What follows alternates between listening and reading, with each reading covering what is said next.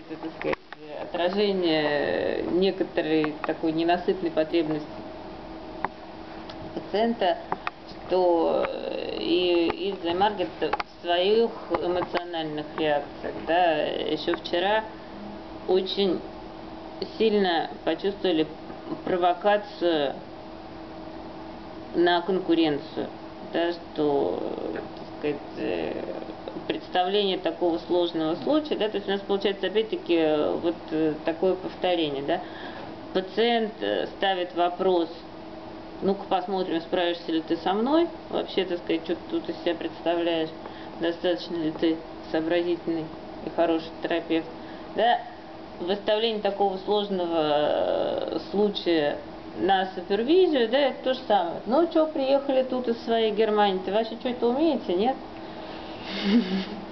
Давайте-ка посмотрим. Сейчас я вот вам такой случай расскажу, да, а вы вот сделайте с этим что-нибудь по-быстрому. А если у вас нету эффективного решения, то и нечего тут к нам ездить. Да? Но, так сказать, это я понятно немножко.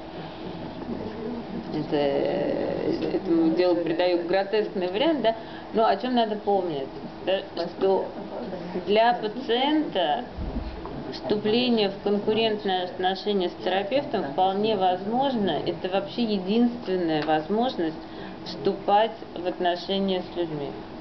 Да, это вот единственная модель, которую он умеет